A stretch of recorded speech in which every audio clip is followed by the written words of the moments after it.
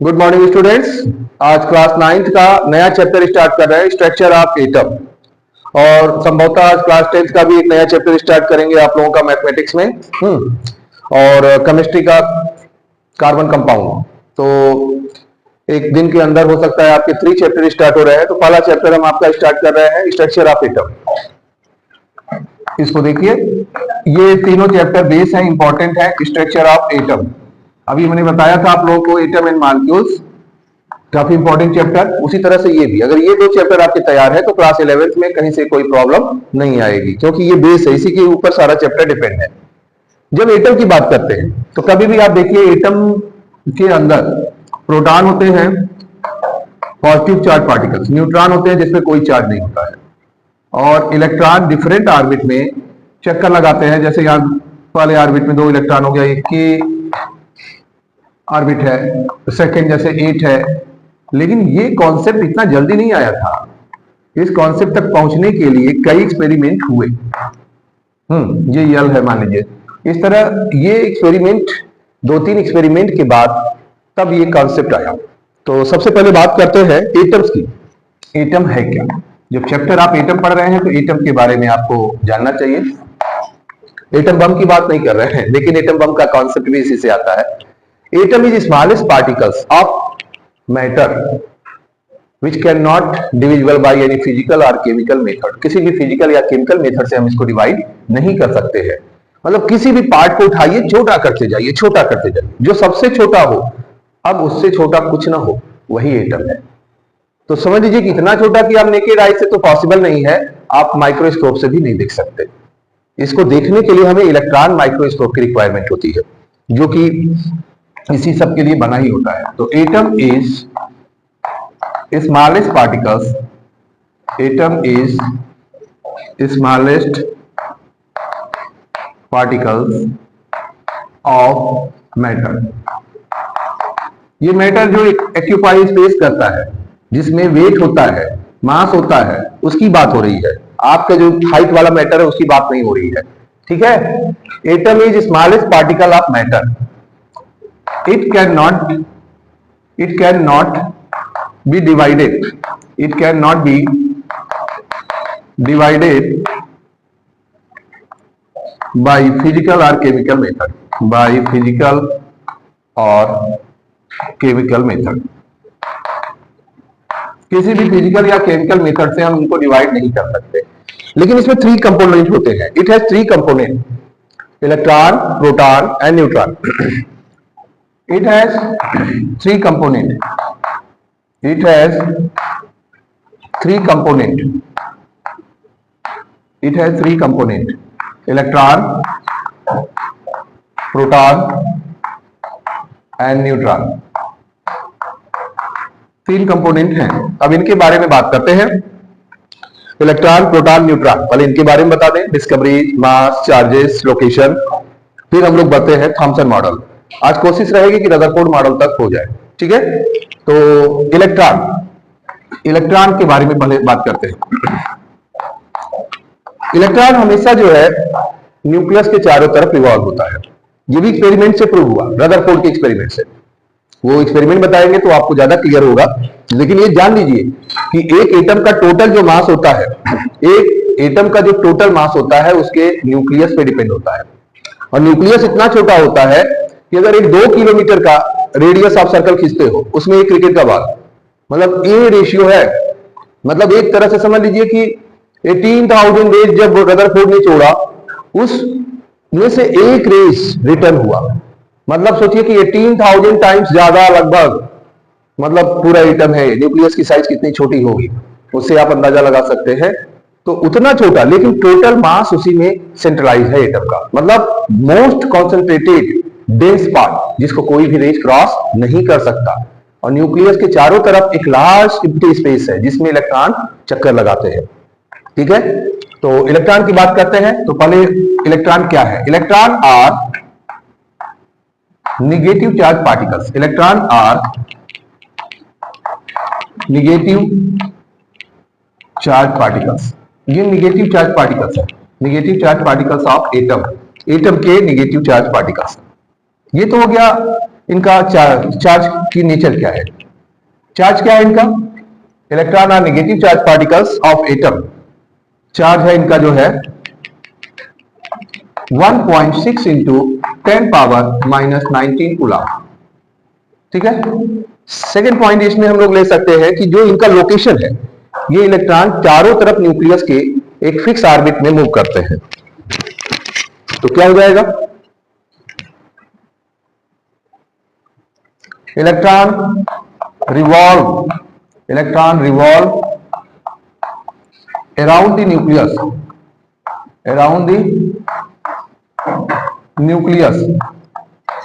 Electron revolve around the nucleus in a fix orbit. ऐसा नहीं कि कहीं भी मूव कर रहे हैं, इनका एक लिमिट होता है, फिक्स ऑर्बिट, हमेशा ऑर्बिट में घूमते हैं। ऑर्बिट इलिप्टिकल है, जैसे तुम प्लैनेट को ले लो एग्जांपल, सारे प्लैनेट सन के चारों तरफ इलिप्टिकल ऑर्बिट में मूव करते हैं, फिक्स ऑर्बिट है, उसी ऑर्बिट में बार बार घूमते रहेंगे। This is perfectly correct in the case of year, electron भी न्यूक्लियस के चारों तरफ घूमते रहेंगे। ये मान लीजिए कि न्यूक्लियस सन है और ये जितने इलेक्ट्रॉन है ये प्लैनेट है, तो ऐसे ही यहां पर भी होता है। स्टेशनरी ऑर्बिट होता है, ये ऑर्बिट बदलती नहीं, इलेक्ट्रॉन मतलब फिक्स होते हैं, लेकिन कभी कभी जब एनर्जी ज्यादा मिलती है या रेडिएट होते हैं, एनर्जी किसी कारण बस रेडिएशन हो गया, तो ये इलेक्ट्रॉन जंप करते हैं, अपनी ऑर्बिट चेंज करते हैं। Third position, mass of electron. क्या होता है mass of electron, mass of an electron, एक इलेक्ट्रॉन का मास निगलेबल के बराबर, समझ लीजिए 1836 टाइम्स जो है मास होता है प्रोटॉन का, इनसे ज्यादा, मतलब बहुत ज्यादा वेट है, लगभग न्यूक्लियस का इतना ज्यादा है। ये कितने हल्के हैं सोच लीजिए, हाइड्रोजन एटम से कंपेयर करें हम लोग, यहां पर इनका मास हो गया 9.1 इंटू 10 पावर माइनस 31 kg। समझ लीजिए कि बहुत ही हल्का, नेग्लेबल, ये इनका वेट होता है माइनस 31 kg। फिर इसके बाद बात होती है इनको खोजा किसने था, it is discovered by, location हो गया, चार्जेस हो गया, अब मास हो गया, अब इनका हो गया discovery, discovered by J Thomson ने इसको खोजा था इन 1897। ये ईयर अब बड़ा इंपॉर्टेंट ईयर है, याद रखिए, जे थॉमसन, खास करके हिंदुस्तान के लिए तो ये ईयर बहुत ही इंपॉर्टेंट है। जो हमारे भी सबसे फेवरेट लीडर रहे अब तक हिंदुस्तान के, सुभाष चंद्र बोस जी का जन्म जो है 23 जनवरी 1897 में ही हुआ था। तो ये ईयर जो है उस महान नेता का जो है ईयर है, उसी में डिस्कवरी हुई इलेक्ट्रॉन की। तो ये ईयर दो चीजों से खास हुआ, 1897 में जो है इलेक्ट्रॉन की डिस्कवरी हुई और हमारे ग्रेट लीडर सुभाष चंद्र बोस जी पैदा हुए। ठीक है, ये आ गया, इलेक्ट्रॉन की बात हो गई। अब हम लोग प्रोटॉन और न्यूट्रॉन करते हैं।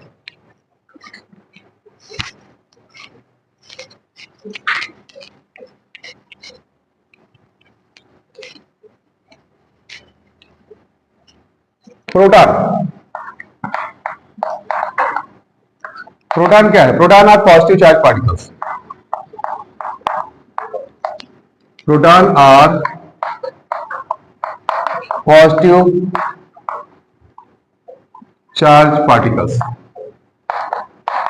चार्जेज इनके भी वही है, लेकिन ये पॉजिटिव होते हैं। चार्ज इनका कितना है 1.6 into 10 power minus 19 Coulomb. Coulomb charge की एसआई यूनिट है। तो इनका पहला पॉइंट ये हुआ। लोकेशन, अभी मैंने बताया था कि न्यूक्लियस में, न्यूक्लियस के अंदर पॉजिटिव चार्ज, एटम अगर है जितने भी नेगेटिव चार्ज है, मतलब जितने इलेक्ट्रॉन होते हैं उतने ही उसके अंदर प्रोटॉन होंगे। तो जितने माइनस उतने प्लस, तो रिजल्ट क्या होगा, पूरे होल एटम का चार्ज न्यूट्रल होता है। जैसे अगर किसी एटम के अंदर 7 इलेक्ट्रॉन है तो 7 प्रोटॉन भी होंगे। तो 7 electron minus 7 proton plus 7, result क्या होगा, न्यूट्रल, पूरा एटम जो है न्यूट्रल होता है। तो यहां पर हो जाएगा लोकेशन है proton situated, proton are situated in the nucleus, proton are situated in the nucleus, nucleus के अंदर होते हैं। पॉजिटिव चार्ज हो गए, न्यूक्लियस के अंदर सिचुएटेड होते हैं। चौथा, मास इनका क्या है, mass of proton is 1.6726 into 10 power, ठीक है, दो ही प्लेस रखिए आप, बहुत ज्यादा कंफ्यूज होने की जरूरत है। -27 kg, 1.67 इंटू 10 पावर -27 kg, मतलब टोटल एक तरह से देखा जाए यही आइडेंटिफिकेशन है। किसी भी एलिमेंट्स की आइडेंटिफिकेशन जो एटॉमिक नंबर होता है यही रिप्रेजेंट करता है। प्रोटॉन क्या करता है? It represent atomic number, it represent atomic number, atomic number of element, atomic number of element, मतलब किसी भी एलिमेंट का जो पहचान होती है, आइडेंटिफिकेशन होता है, हर एलिमेंट का एक एटॉमिक नंबर होगा, कभी भी डिफरेंट नहीं होगा। अगर हाइड्रोजन है तो 1, हीलियम है तो 2, लिथियम है तो 3। अब ऐसा नहीं कि 3 पे लिथियम की जगह कोई और एलिमेंट्स आ जाएगा। आइसोटोपिक कंडीशन है तो वही एलिमेंट्स रहेंगे, बस उनका एटॉमिक मास चेंज होगा, लेकिन सेम एटॉमिक नंबर जैसे अगर है, कहने का मतलब होता है कि जितने एलिमेंट्स हैं सबका एक अलग आइडेंटिफिकेशन है, एटॉमिक नंबर। इसको किससे रिप्रेजेंट करते हैं? It represent atomic number of element Z, Z, और जितना जेड होता है उतना ही इलेक्ट्रॉन, उतने ही प्रोटॉन होंगे, उतने ही इलेक्ट्रॉन होंगे। ये एक खासियत है। तो ये हो गया। अब डिस्कवरी की बात करते हैं। इसकी खोज किसने किया था? खोज में इसमें दो चीजें होती हैं। हम लोग बचपन में शुरू से पढ़ते आ रहे थे कि रदरफोर्ड डिस्कवर्ड इन 1919, और अभी सीबीएसई में पढ़ाया जाता है गोल्डस्टीन। गोल्डस्टीन एक्चुअली गोल्डस्टीन ने जो है इसको पेटेंट कराया, नेम दिया, लेकिन सच तो यही है कि रदरफोर्ड ने इनके बारे में, इनकी प्रॉपर्टी को सबसे पहले बताया। नाम उन्होंने नहीं दिया, उन्होंने नाम नहीं दिया, इसलिए ये श्रेय चला गया गोल्डस्टीन के पास। तो हम दे देते हैं यहां पर, it is discovered by, it is discovered by Goldstein,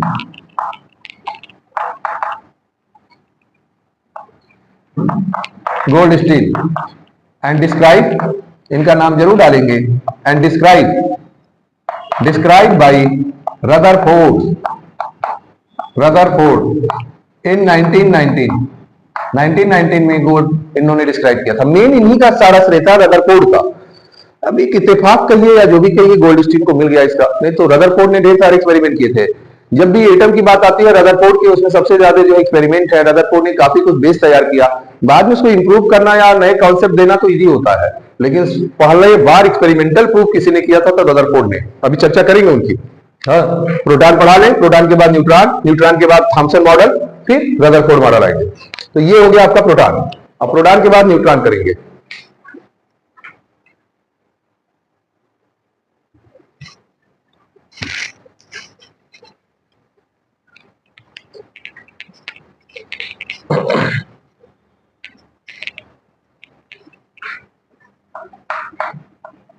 neutron, neutron बिल्कुल सोशल नहीं है, इसीलिए पेंट्रेशन पावर सबसे ज्यादा है। कभी भी ध्यान इसका भटकता नहीं है।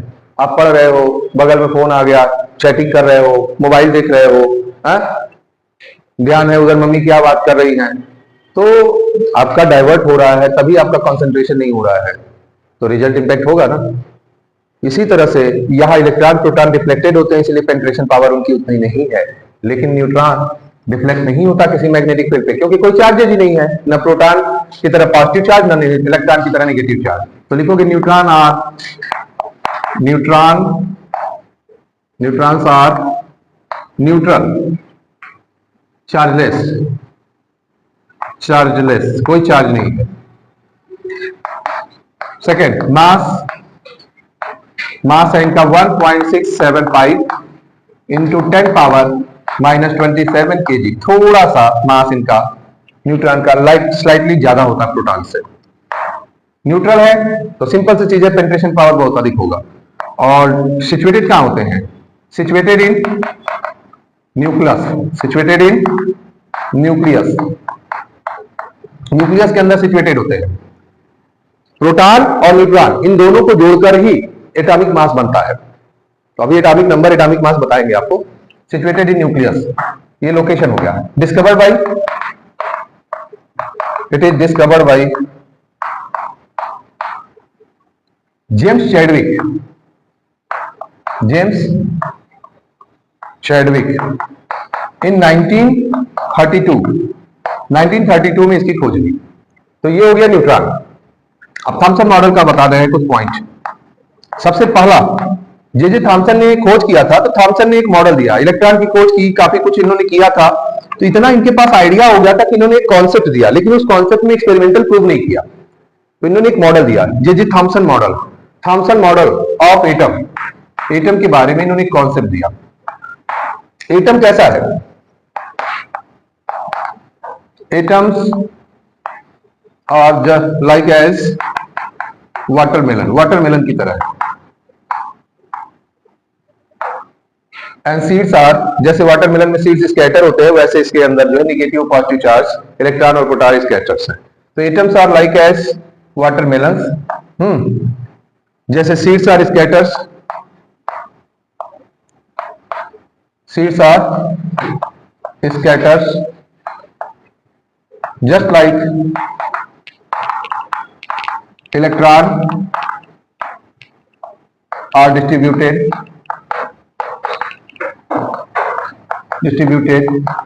इन the atom.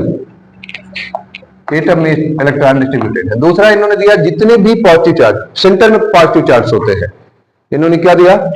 Electron, atoms are like as watermelon, seeds are scattered just like electron are distributed in the atoms. पहला कॉन्सेप्ट इनका था कि एटम में सीड्स की तरह इलेक्ट्रॉन स्कैटर्स है।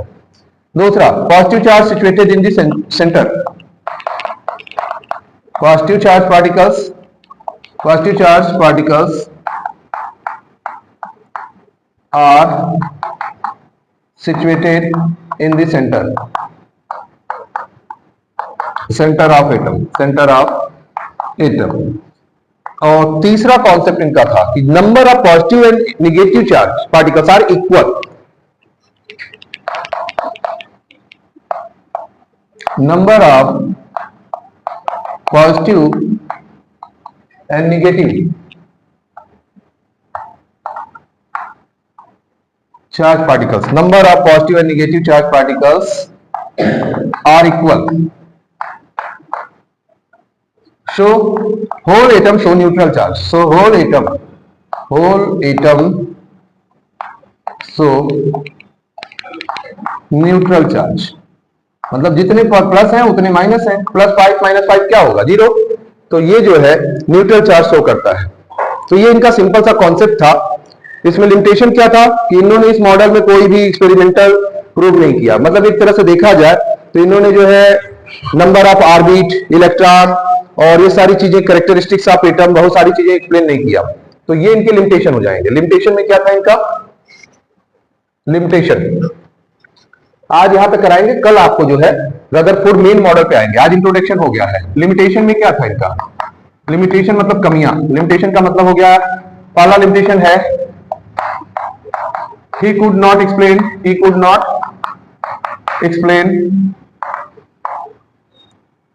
characteristics of atom, characteristics of atom के बारे में कुछ नहीं बताया। could not explain, he could not explain